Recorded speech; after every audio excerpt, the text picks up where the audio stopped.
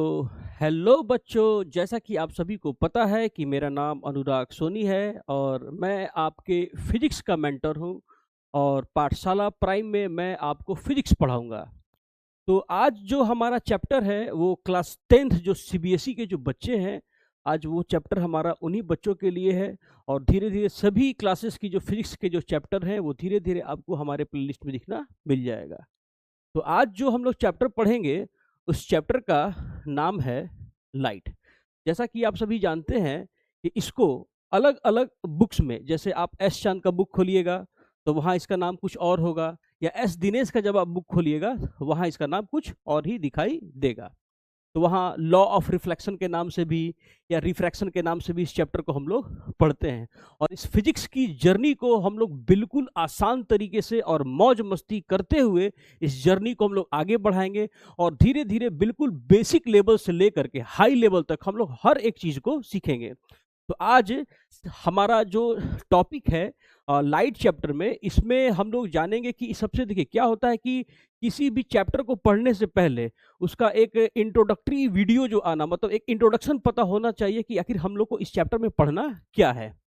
अगर आप लोग इंट्रोडक्शन को अच्छे से पढ़ लीजिएगा तो क्या है कि फिर जर्नी और भी खूबसूरत आपको लगेगी। तो हम लोग इस चैप्टर में क्या क्या देखने वाले हैं प्यारे बच्चों। तो सबसे पहले इस चैप्टर में हम लोग जानेंगे पहला कि नेचर ऑफ लाइट, कि लाइट का जो नेचर है वो नेचर कैसा होता है। तो बहुत सारे वैज्ञानिकों का ऐसा मानना है कि लाइट जो है वेव के फॉर्म में है। फिर बहुत सारे वैज्ञानिकों का ऐसा मानना है कि लाइट जो है packeting, quantum theory of light, यानी हम लोग वेव थ्योरी ऑफ लाइट और क्वांटम थ्योरी ऑफ लाइट इसके बारे में स्टडी करेंगे।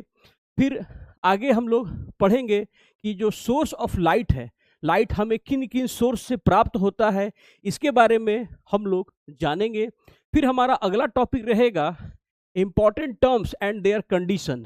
जब हम लोग लाइट के बारे में पढ़ेंगे तो लाइट के लिए किन किन चीज़ों का होना जरूरी है और किसका होना जरूरी नहीं है। फिर उसके बाद हम लोग अपनी जर्नी में स्टार्ट करेंगे। क्या स्टार्ट करेंगे प्यारे बच्चों?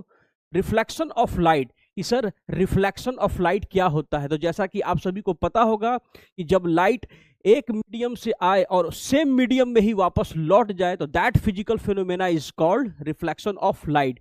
तो हम लोग रिफ्लेक्शन के बारे में भी जानेंगे। फिर उसके बाद हम लोग रिफ्रैक्शन के बारे में भी जानेंगे। फिर धीरे धीरे हमारी ये जो जर्नी है बिल्कुल ही प्यार से कहाँ पहुंचेगी? मिरर्स के बारे में। फिर हम लोग जानेंगे मिरर्स के बारे में। मिरर्स के बारे में भी क्या जानेंगे? स्फेरिकल मिरर क्या होता है, हमारा स्फेरिकल मिरर कितने टाइप्स के होते हैं, प्लेन मिरर क्या होता है। प्लेन मिरर में हम लोग पढ़ेंगे लैटरल इन्वर्सन के बारे में पढ़ेंगे। फिर हम लोग पढ़ेंगे प्लेन मिरर में अगर ऑब्जेक्ट को कहाँ रखेंगे तो हमारा इमेज जो है कहाँ बनेगा। यानी हर एक छोटी छोटी बारीकियों पर हम लोग बहुत अच्छे से ध्यान देंगे। फिर हम लोग क्या देखेंगे? हम लोग पढ़ेंगे स्फेरिकल मिरर। तो सर स्फेरिकल मिरर क्या होता है, स्फेरिकल मिरर कितने टाइप्स के होते हैं, कॉनकेव मिरर क्या होता है, कॉन्वेक्स मिरर क्या होता है, अगर कॉनकेव मिरर का फॉर्मेशन कैसे करते हैं, कॉन्वेक्स मिरर का फॉर्मेशन कैसे करते हैं। फिर कॉनकेव मिरर में हम लोग क्या देखेंगे कि ऑब्जेक्ट को कहाँ रखेंगे तो सर हमारा इमेज कहाँ बनेगा।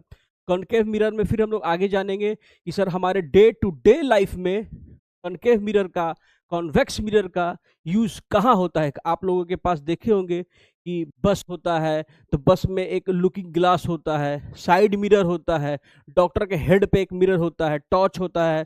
हर जगह मिरर का यूज हम लोग कहाँ कहाँ, यानी हमारे डे टू डे लाइफ में ये जितने भी मिरर्स होते हैं उन सभी मिरर्स का यूज हमारे जीवन में कहाँ है, इसको भी हम लोग बिल्कुल ही आसान तरीके से और प्रैक्टिकल तरीके से फिर हम लोग समझेंगे।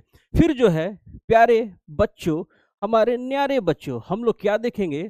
ये जो है हमारा रूल्स ऑफ कंस्ट्रक्शन इमेज, यानी जो मैंने आपको बताया कि सर अगर हम कॉनकेव या कॉन्वेक्स मिरर में ऑब्जेक्ट को कहाँ रखेंगे तो हमारा इमेज कहाँ बनेगा, इसके बारे में जानना होगा, उसके बारे में अच्छे से जानेंगे।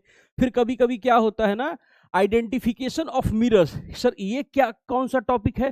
तो आइडेंटिफिकेशन ऑफ मिरर्स में क्या होता है ना कि बिना हम लोग मिरर को टच किए हुए, बिना मिरर को टच किए हुए हम लोग कैसे आइडेंटिफाई करेंगे सर कि ये कौन सा मेरा मिरर है? कॉनकेव मिरर है, कॉन्वेक्स मिरर है, प्लानो कॉनकेव है, प्लानो कॉन्वेक्स है या प्लेन मिरर है? हम लोग इस चीज़ों को बिल्कुल आसान तरीके से समझेंगे। फिर हम लोग आगे जानेंगे application of mirrors. Application of mirrors की सर अलग अलग मिरर्स का यूज़ जो है हमारा कहाँ होता है, उसके बारे में हम लोग जानेंगे। फिर उसके बाद हम लोग जानेंगे, जब स्फेरिकल मिरर में आएंगे, कॉनकेव मिरर, कॉन्वेक्स मिरर के बारे में जब हम लोग देखेंगे तो कॉनकेव मिरर में बहुत सारे छोटे छोटे टर्म्स आएंगे। पोल आएगा, फोकस आएगा, सेंटर ऑफ कर्वेचर आएगा, एपरेचर ऑफ मिरर आएगा, रेडियस ऑफ कर्वेचर आएगा, बहुत सारे छोटे छोटे टर्म्स आएंगे। तो उन सारे छोटे छोटे टर्म्स में हम लोग फोकल लेंथ और रेडियस ऑफ कर्वेचर, जिसको हम लोग कैपिटल आर से डिनोट करते हैं, तो हम लोग जानेंगे कि ये जो हमारा फोकल लेंथ और रेडियस ऑफ कर्वेचर है, इसमें क्या डिफरेंस है। जैसा कि आप सभी को पता है कि रेडियस ऑफ कर्वेचर जो है फोकल लेंथ का आधा होता है, तो कैसे होता है, इन सभी चीज़ों को हम लोग बिल्कुल ही डिटेल तरीके से जानेंगे। और फिर उसके बाद हम लोग जानेंगे एक बहुत ही शानदार टॉपिक जो सीबीएसई हर साल अपने एग्जाम में पूछती है। वो टॉपिक है हमारा क्या, मिरर फॉर्मेशन एंड मैग्निफिकेशन। कि इमेज किसी भी मिरर में इमेज कितना बड़ा होगा, कितना छोटा होगा, ऑब्जेक्ट को कहाँ रखेंगे तो मिरर का साइज क्या होगा। तो यानी मैग्निफिकेशन, लीनियर मैग्निफिकेशन के बारे में हम लोग बिल्कुल डिटेल में जानेंगे। तो आप इस वीडियो को बिल्कुल स्किप नहीं करें, क्योंकि अगला जो हमारा लेक्चर आने वाला है वो नेचर ऑफ लाइट के बारे में आने वाला है। और कल हम लोग जानेंगे नेचर ऑफ लाइट के बारे में।